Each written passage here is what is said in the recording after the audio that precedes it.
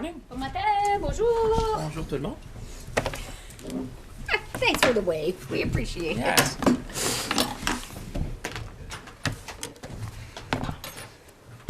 Okay. Bonjour, bon matin. Oh, sorry. Did you want to start? No. Okay. Sorry. Okay. Bonjour, bon matin, bienvenue à tout le monde. J'aimerais d'abord vous parler du soutien que nous offrons aux locataires ainsi qu'aux personnes en situation d'itinérance.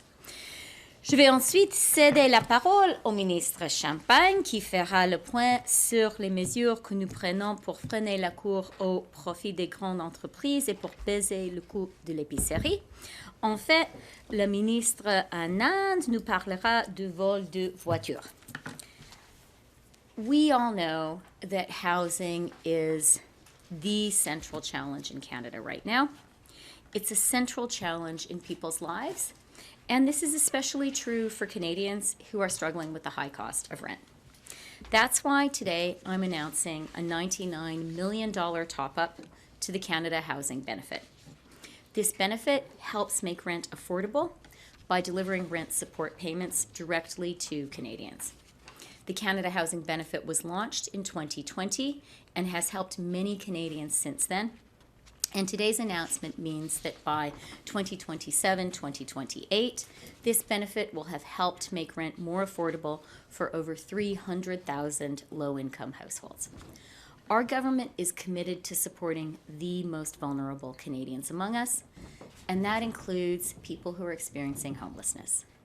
That is why our government is also providing $100 million in emergency winter funding for more shelter spaces across Canada. This funding, which is delivered through the Reaching Home program, will go to 85 communities across the country to help them provide shelter spaces for people experiencing homelessness. This investment will help shelters increase their capacity and deliver essential services like temporary rental assistance and hot meals, which is so crucial during these cold winter months. Les annonces d'aujourd'hui s'ajoutent à l'importante mesure que nous avons prise la semaine dernière pour bonifier le programme d'aide au logement provisoire. En effet, notre gouvernement ajoute à ce programme un financement supplémentaire de 62,4 millions de dollars à l'échelle nationale, ce qui donnera aux communautés les ressources dont elles ont besoin pour aider les nouveaux arrivants à s'installer au Canada. I also want to highlight that on Sunday, our government announced a 2-year extension on the existing ban on foreign buyers of Canadian housing. This means that the ban will now be in place until January 1st of 2027. For years now, foreign money has been coming into Canada to buy up residential real estate. This has fueled worries about Canadians being priced out of housing markets in cities and towns across the country, and particularly in major cities, particularly in Vancouver and Toronto. By extending the foreign buyer ban, we will ensure houses are used as homes for Canadian families to live in and not as a speculative financial asset class. Our government's economic plan is about building an economy that works for everyone. And that means fighting for Canadians every day. Things are still hard for a lot of people in Canada today. But each day is also bringing more evidence that our economic plan is working. Inflation is now down to 3.4% from its peak of 8.1%. Wage growth in Canada has now outpaced inflation for 11 months in a row. There are 1 million more people working in Canada today compared to just before the pandemic. And just last week, we had some good news. According to StatsCan forecasts, Canada's economy grew 1.5% in 2023, and that exceeded expectations. Private sector economists are predicting that Canada will now avoid the recession that many thought was inevitable. And we started this week with some more good news. According to a report released yesterday by Bloomberg, Canada has the best battery supply chain in the world. Out of the 30 countries that were ranked, Canada came first, dethroning China for the first time. This is a really big deal for Canada. It is a big deal for auto workers. It is a big deal for people who work in mining. It is a big deal for Canadians across the supply chain.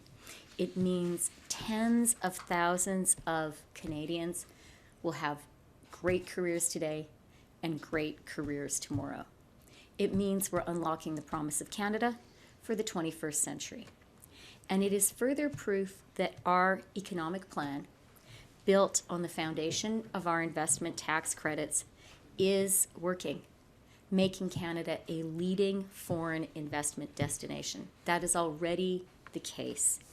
In fact, in the first half of 2023, Canada received the third most foreign direct investment in gross terms of any country in the world, and per capita, more investment than any other country in the G7. We know that many Canadians are struggling to make ends meet, struggling to juggle all of their bills at the end of the month, struggling to pay the rent. And that's why we've put in place the measures I've announced today. We also know that we have an economic plan, and we have a lot more work to do on that plan to unlock a brighter future for everyone in our amazing country. Merci, et je cède maintenant la parole à François-Philippe. Merci, Chrystia. Bonjour tout le monde. Bon matin. Écoutez, permettez-moi de commencer d'abord avec les bonnes nouvelles, les grandes nouvelles. La ministre Freeland vient de le dire, mais hier, pour les gens qui nous regardent dans la maison, le Canada a été maintenant en première place pour la filière des batteries au monde, la première place au monde, selon Bloomberg, comme la ministre Freeland le disait. C'est une grande nouvelle. Il faut savoir que c'est quand même une vision qu'on avait mis de l'avant avec le premier ministre, avec les collègues, de devenir le fournisseur vert de choix dans plusieurs secteurs économiques, que ce soit dans l'aluminium, que ce soit dans l'acier, que ce soit dans les batteries. Pour aujourd'hui, de voir que Bloomberg reconnaît le Canada, qui a même surpassé la Chine dans sa filière batterie. Moi, je pense que pour les gens à travers le pays, c'est une grande victoire. Moi, je dis toujours, il faut avoir de l'ambition, il faut saisir l'opportunité. Je pense que la vision qu'on a mise en place, cette vision-là économique de devenir un fournisseur de choix, c'est reconnu à l'échelle maintenant mondiale. Alors, comme ma collègue le disait, on ne parle pas seulement d'emploi, on parle de carrière, on parle de vision, puis surtout positionner le Canada dans l'économie du 21e siècle. Alors, c'est une très grande nouvelle, puis on va continuer. Je peux vous dire, depuis hier, mon téléphone continue de sonner parce que vous savez, le succès, ça amène le succès. Quand les gens voient que le Canada se positionne comme ça, bien, ça justifie les investissements qui ont été faits chez nous, puis évidemment, ça va amener plus d'investissements chez nos pays. Let me get back to groceries now. You know, it's the excitement of the moment. Between our bill on affordability that you have all seen, the reforms which we have proposed in the fall economic statement, we are undertaking the most extensive reform of competition in the last 2 decades. And in many of these press conferences we have made together, I think that what I want to convey to Canadians who are watching, the reform of competition, we've done a number of things, but I would say reforming competition in this country is probably the bedrock of future prosperity, because we know that when you have more competition, more choices, and obviously it brings a downward pressure on prices. And I would say it's not only in Canada. I would point to you what the White House also is doing in the United States. I was in touch with my colleagues in the European Union. I think you'll see that a number of jurisdictions are really putting competition at the forefront to make sure that we provide relief to consumers in different sectors of the economy.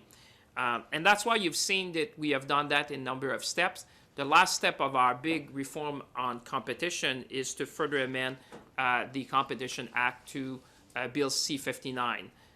And the question is how we're doing this. Well, we're doing this by helping the Bureau to better detect and address anti-competitive mergers. And those that have in mind for people, they refer in the jargon of the industry, the so-called killer acquisitions, which are basically acquisitions that are made to close down a competitor in a particular industry. We've seen that in the digital industry in particular, where you would have a firm buying another one just basically to close them down, so to reduce competition. So that's one of the things that we want to address in what we have been proposing. We also want to address greenwashing. That's something that Canadians, I think, also have been concerned because I think it is fair to say that consumers need to be able to rely on clear, accurate information to make informed purchasing decisions. And we've seen more and more instances of greenwashing, not only in Canada, I think you've seen that also in other jurisdictions. So that is something that we need to address to put a stop to the greenwashing that we have seen. We want also to put in place a more comprehensive enforcement framework. You will see that in the new version of the Competition Act, there's more requirements for notifications to make sure that we are aware of mergers that will be that are proposed to be taking place. And also, importantly, for small and medium-sized businesses and civil society in Canada, by allowing more private party to access the competition tribunal. So allowing more private enforcement action, which I think is much needed if we want to make sure that we detect and also rectify instances where we see abuse of market. So ensemble, ce qu'on voit, c'est que ces réformes vont aider les PME qui souvent finissent par payer le prix pour un environnement, un cadre concurrentiel qui est désuet. Je pense que vous avez vu, il y a un mouvement, non seulement au Canada, aux États-Unis, en Europe, de vraiment de mettre à jour les lois sur la concurrence parce que les gens réalisent dans différentes juridictions que c'est la meilleure façon à moyen et long terme d'assurer des meilleurs prix puis plus de choix pour les consommateurs. Évidemment, ça va aider aussi les nouveaux joueurs qui veulent apporter des nouvelles idées, des nouveaux produits ou même des investissements dans des secteurs qui ont toujours été dominés par les mêmes acteurs. We know that these changes are good for business, they will strengthen our economy, and they will benefit Canadians. But once again, the Conservatives, as you've seen, are slowing down the reform that we're proposing. That should come as no big surprise to all of you, as we've recently learned that one of the top advisors to the opposition leader has been more busy to lobby for the industry than to fight for consumers. And whilst we have seen that the opposition have been dragging their feet in the last Budget Implementation Act, they're now doing the same. And I think the clear message is that we cannot and will not play in the same movie. This is not a Netflix series. If this was an episode, I think consumers and Canadians have no patience for that. They're paying the price for the delay that we're seeing in the House. And I think this needs to stop because this is in favor of Canadians. It's in favor of consumers. It's about international best practices. And we cannot wait any longer to provide relief to Canadians. If our colleagues in the House, and particularly the opposition, want to make life more affordable for Canadians, well, I have a very simple solution for them. They should support this long overdue reform on the Competition Act. Tout comme il est essentiel d'accroître la concurrence pour stabiliser les prix au pays, nous devons utiliser tous les outils. Et vous nous avez vu ici à plusieurs reprises parler des outils qu'on a dans notre coffre à outils pour aider les consommateurs, pour finalement arriver à stabiliser les prix dans plusieurs industries, mais aussi amener plus de choix pour les consommateurs.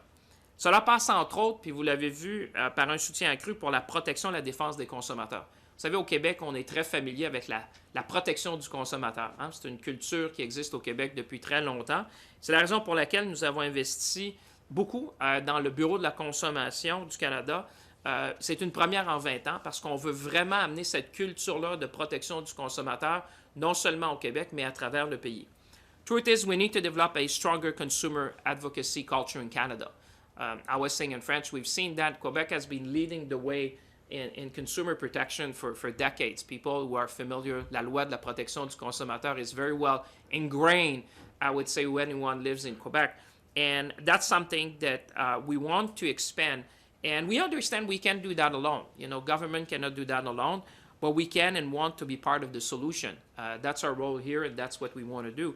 And the way to do that is to work in close collaboration with consumer advocacy groups across the nation to be able to provide consumer with the resources they need to make informed purchasing decisions. And that is really the key part.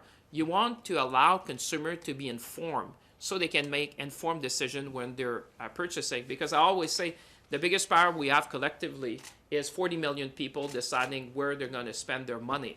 We can walk, we can choose where we want to spend more money.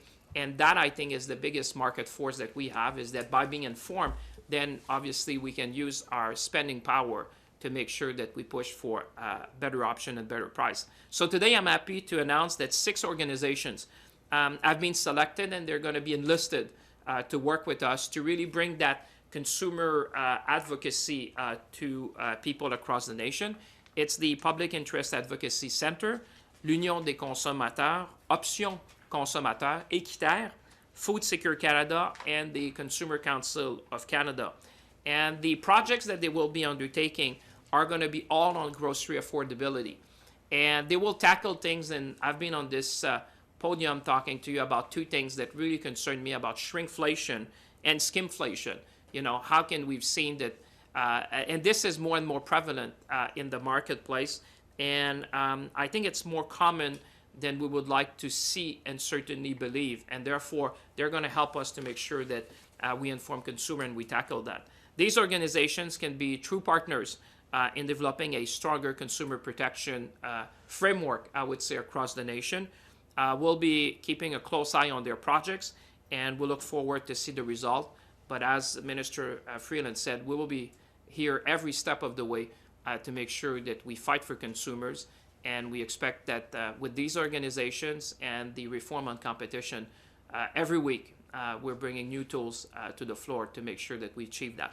With that, I'll be happy to turn over to my dear colleague, Minister Anand. Bonjour tout le monde. Merci d'être ici avec nous aujourd'hui. Je voudrais discuter la situation avec le vol d'automobile. C'est une situation que nous prenons très au sérieux et je voudrais offrir un petit commentaire aujourd'hui sur ce sujet. So we know that auto theft is highly lucrative and it results from sophisticated actors. And it is for this reason that we as a government, and this is a cross-government effort, are taking the issue relating to automobile theft very seriously. We know, for example, that it is not just a matter of the criminal law being broken when automobiles are stolen. We know, for example, that there is serious economic impact to the systematic theft of vehicles. For example, if you look at the insurance, the health, and the criminal justice systems, our economy bears approximately $1 billion as a result of these thefts. And on top of that, there is a cost to Canadians, a visceral, a tangible effect of their hard-earned goods being stolen, their possessions being stolen, and their well-being being threatened. And so we are taking a comprehensive approach to addressing the issue of auto theft, and certainly in my riding of Oakville and the broader GTA community, we are seeing the rise in auto theft impacting families and affecting their well-being. And so we are taking real action to address this. And I want to put this conversation in context by referring us back to the era of DRAP under Prime Minister Harper, where the Conservatives made significant cuts to border safety. For example, under Prime Minister Harper's watch, during the DRAP process, 1,000 jobs were cut from the CBSA, and that government was on track to cut 400 more jobs prior to their defeat in the 2015 election. And so that is the situation that we began to address in earnest when we were elected in 2015, to restore border safety. And in order to do that, we not only added additional jobs to meet the mark and restore the number of employees to where it was, but we also added 800 more jobs. And this is the approach that we are taking. It is a serious and comprehensive approach, and it is also a collective approach, because we know that we need to work across the country with affected actors. C'est crucial de travailler avec tous les organismes, toutes les parties prenantes, par exemple les provinces, par exemple les ports, par exemple les fabricants d'automobiles et les assureurs. So just last week, Ministers Virani and LeBlanc, for example, announced $121 million in Toronto to address guns and gang violence, including the rise in auto theft.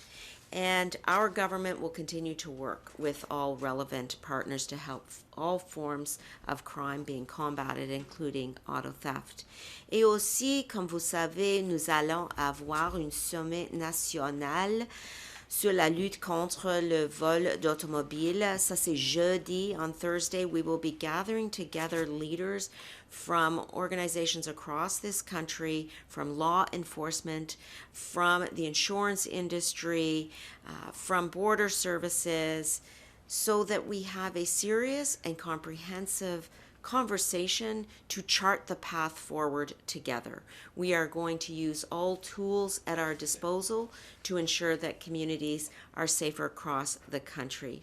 We recognize that auto theft is a crime in the criminal code, and therefore there are numerous parties that have a part to play to ensure that we do our part to address what families are facing across the country.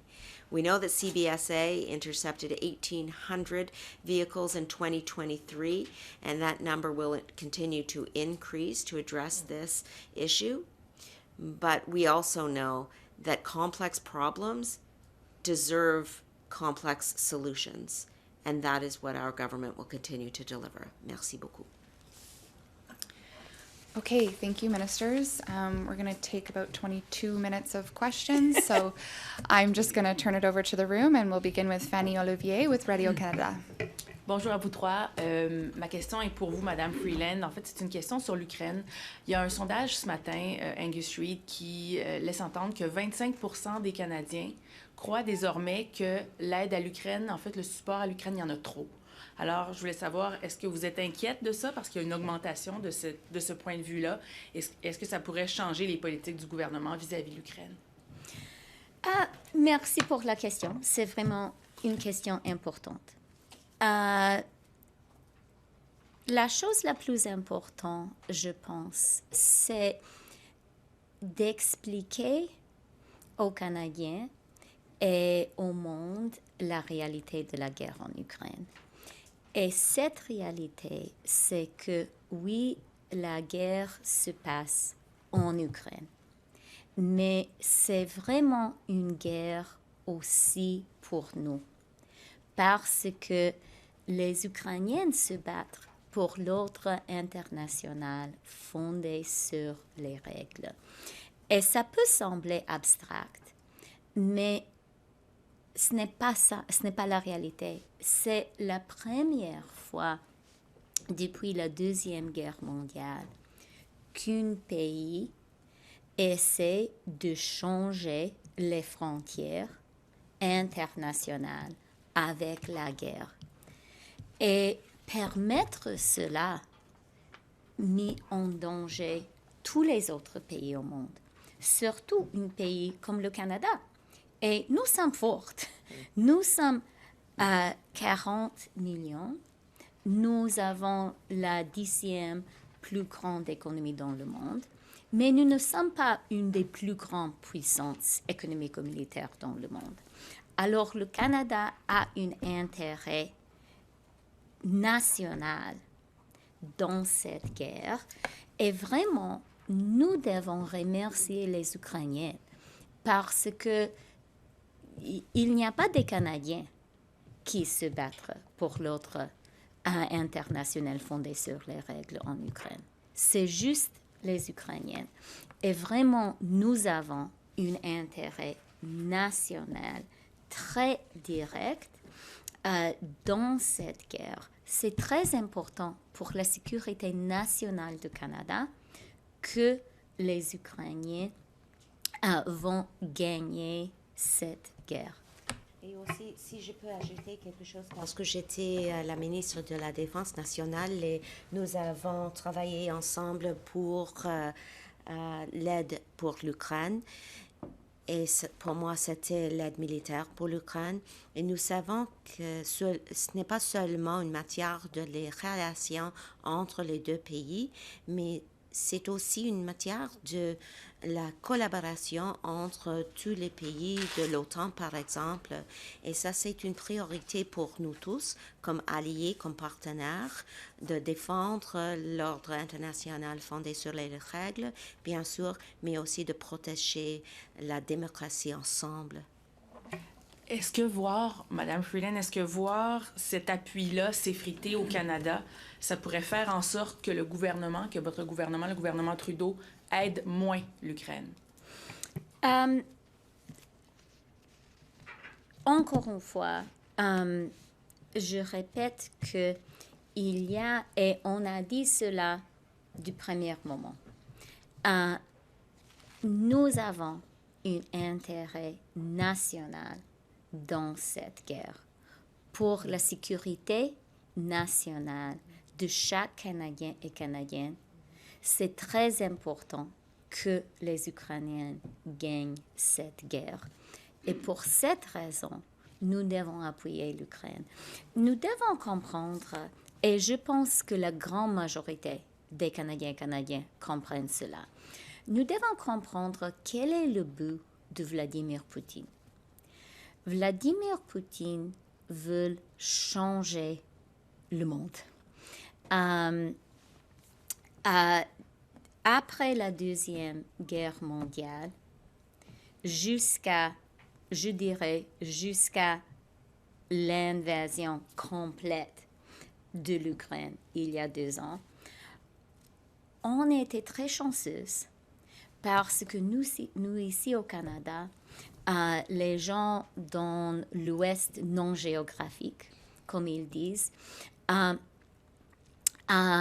nous avons eu l'opportunité de vivre dans un monde dans lequel la concurrence entre les pays était basée sur la concurrence économique.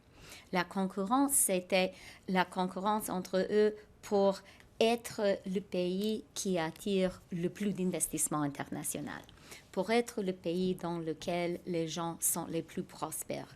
Et c'était une bonne concurrence, une concurrence gagnant-gagnant pour tout ce monde. Vladimir Poutine veut créer des autres règles du monde. Il veut créer un monde dans lequel c'est les pays les plus forts, avec les militaires les plus grands, qu'ils peuvent contrôler tous les autres. Ce n'est pas un monde qui sera un bon monde pour le Canada, pour les Canadiens et Canadiennes. Et c'est pour cette raison que nous avons vraiment un intérêt national dans cette guerre. Et nous devons aussi, nous ne pouvons pas être naïfs. Nous devons comprendre très bien que la Russie est une experte dans la désinformation. Une experte dans tout le monde, dans la désinformation. Et nous devons tous travailler très, très fort pour expliquer ce qui se passe en Ukraine et la raison pour laquelle c'est si important pour les Canadiens et Canadiennes. Alors, merci pour la question et je m'excuse pour la réponse un peu longue, mais je suis d'accord avec vous que c'est vraiment un enjeu important duquel on doit parler. Okay, just a reminder, we're trying to get through at least one question per person in the room. So I will go next to Elizabeth Thompson with CBC.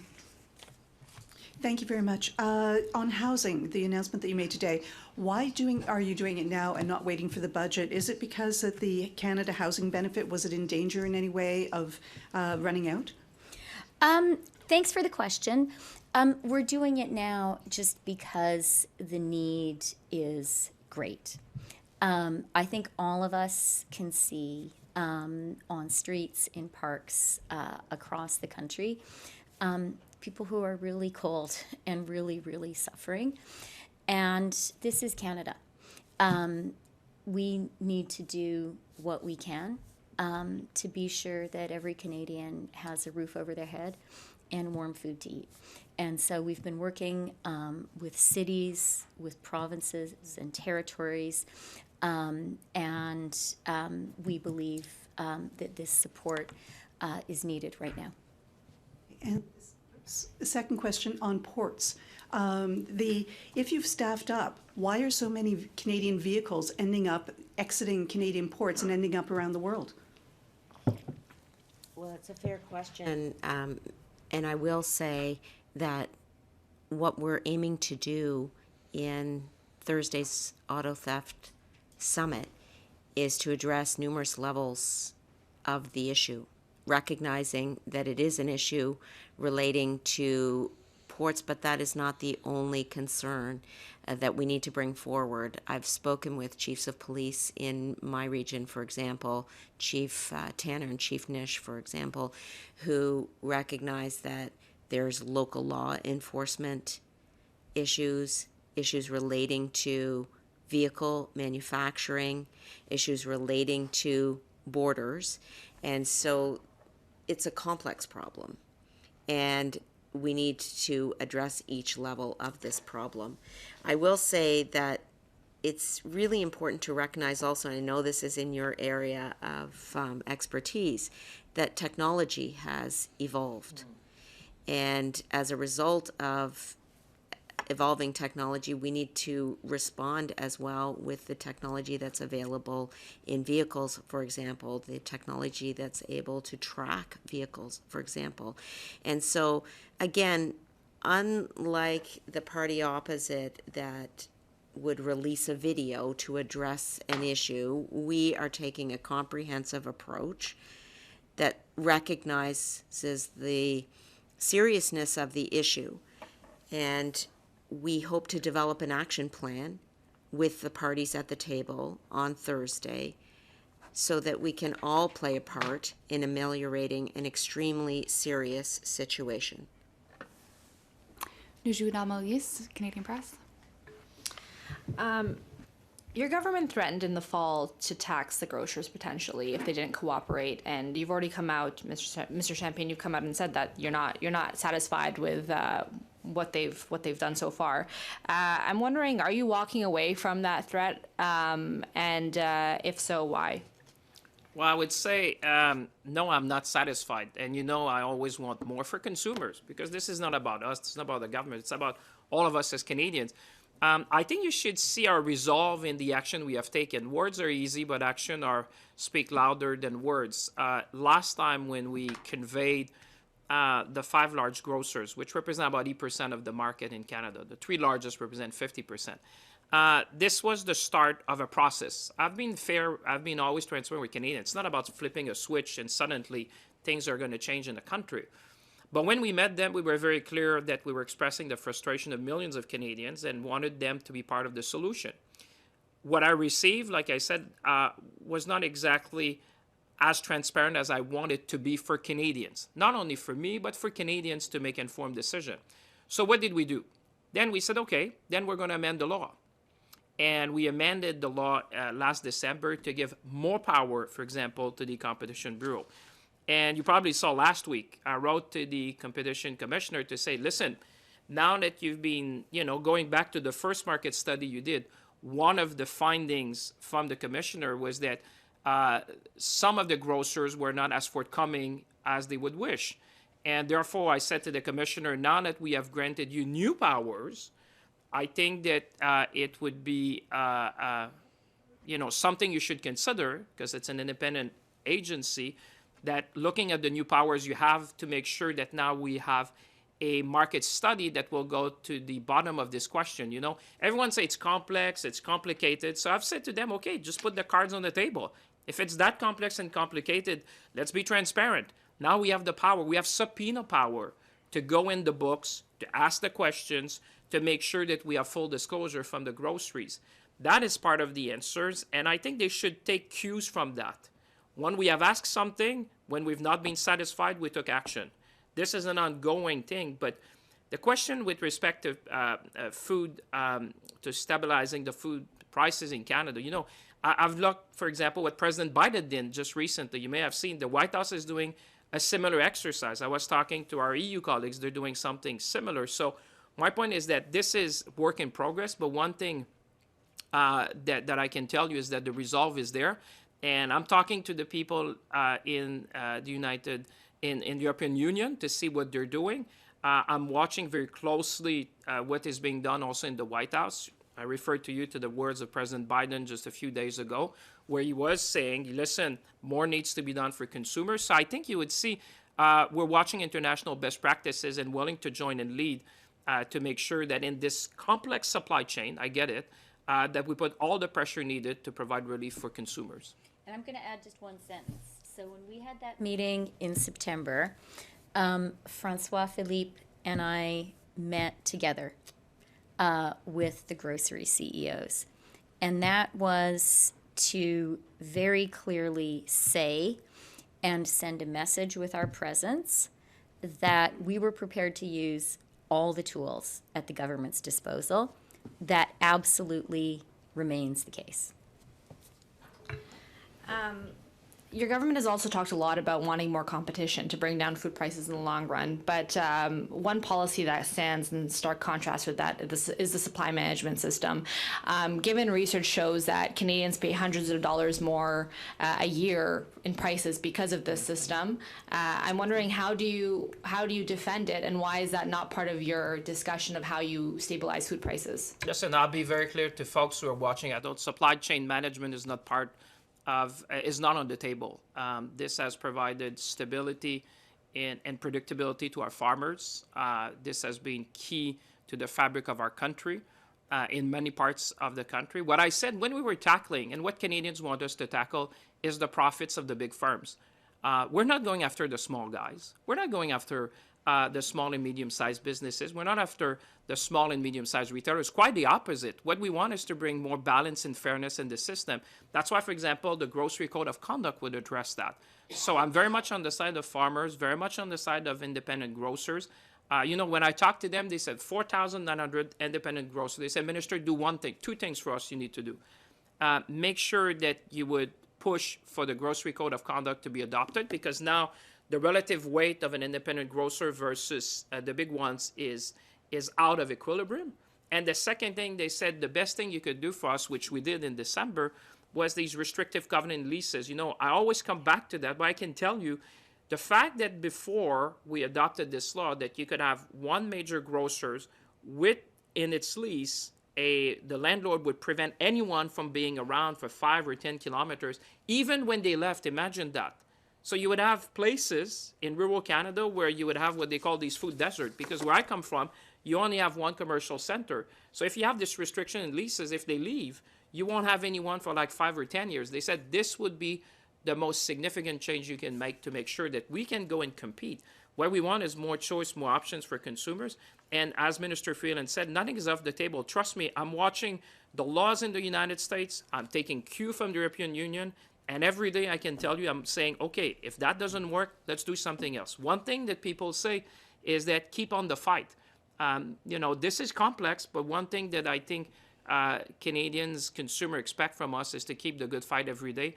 And those who are watching us, the grocers, they should understand our resolve as a government, because I'm watching what's being done everywhere in the world, and we're going to be following that.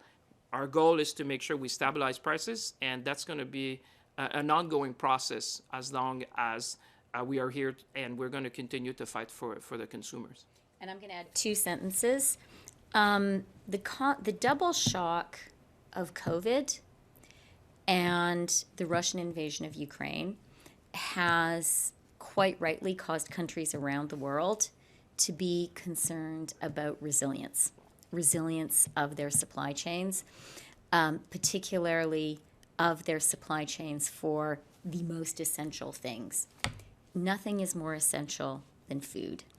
Canada is extremely lucky to have that resilience when it comes to our agricultural system. We are lucky that we can feed ourselves, and that is a system built in part through our supply management system.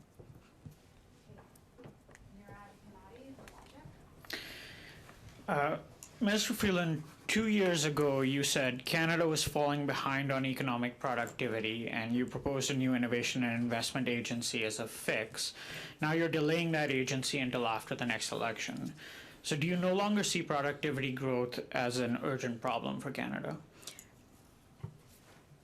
I absolutely believe that economic growth, business investment, and productivity are an urgent challenge for Canada, if not the most urgent challenge for Canada.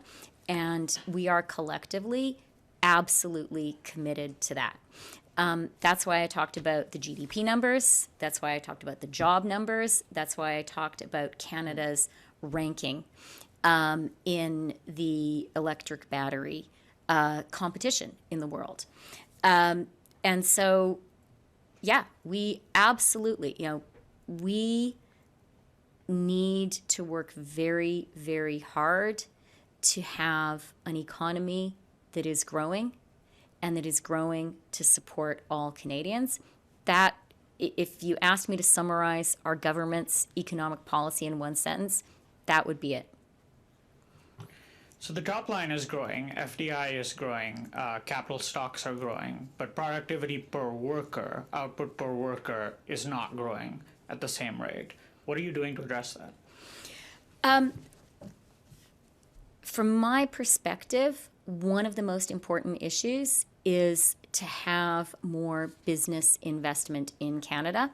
FDI is important. We'd like to see more Canadian businesses investing more in Canada. And we are working hard, as we said in the fall economic statement, working hard and collaboratively with our world-class pension funds to find ways that we can create opportunities for them to invest in Canada. So I think investment is absolutely key. And I think investing in Canadians is absolutely key. And that includes everything from investing to ensure every Canadian can afford the cost of living, every Canadian has a home that they can live in. It includes investments in things like early learning and childcare, which is a productivity measure. This is an economic strategy. It allows women, all parents, but look, let's be honest, particularly women, to be more productive. And, we have world-class education. We have to be sure that we're making the investments there as well. Can I just add to that? I know we need to go, and I see the lights flashing, but I would say, Murad, since you've been with me at about every speech we've been giving recently, at least. But I would say digital adoption is a big thing. And I would say, if you go back to budgets that were presented before, the big push we've done for businesses to adopt digital tools that exist, and AI. And I would add quantum. Yeah. I mean, if you look at that, you were with me at the conference. I mean, I think you were there when we interviewed the CEO of NVIDIA. When you're looking at things, for example, at AI, quantum, and digital adoption, technology is going to allow us to become more productive. And the fact that we have national strategies, that we were the first one in the world. Again, you want to talk about first? I mean, we don't talk much because that's Canada. But we're the first in the world to adopt an AI strategy, national. When we're at Bletchley Park, Canada was on the podiums. There's only one country in the room which had one, which was Canada. So we were front runner in that. We were front runner in quantum. We were making a big push on digital adoption. I think all that together is certainly going to help on productivity. And I know we probably need to go, so I'm going to turn over to you. I'm going to just give Brian Plett from Bloomberg a question. Okay, I'll just ask one quickly to Minister Freeland, please. Trans Mountain starting operation probably this spring. Can you update us on where your mind is at on a sale? Do you intend to sell it this year? And what are the next steps? Our focus right now is getting Trans Mountain built and getting it operational. I'm sure you saw the piece in the Wall Street Journal last week that showed that the construction of Trans Mountain is already having a very positive effect on the differential that Canada is paid for our experts. It went to as high as $47 a barrel. That differential is now already down to $18 a barrel.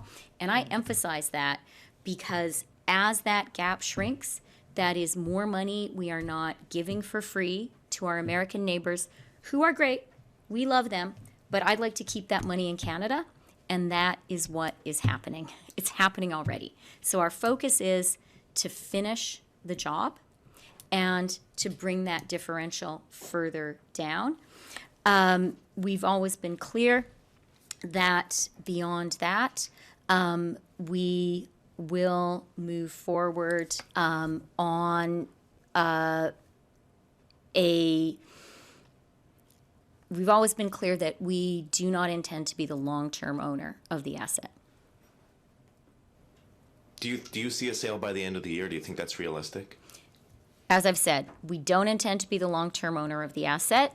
Our focus is get it built, get that economic benefit for Canada, and handle this in a way that brings the best benefit to all Canadians. We have one more question online. I'm going to let him go real quick. I know you have to go, but we did get a late start today, so I just want to make We'll sure we tell have the Prime time. Minister it's your fault that we're late. Fair enough. Anyway. Steve Scherer, Is it a vote? Thomson Reuters. Steve, yeah?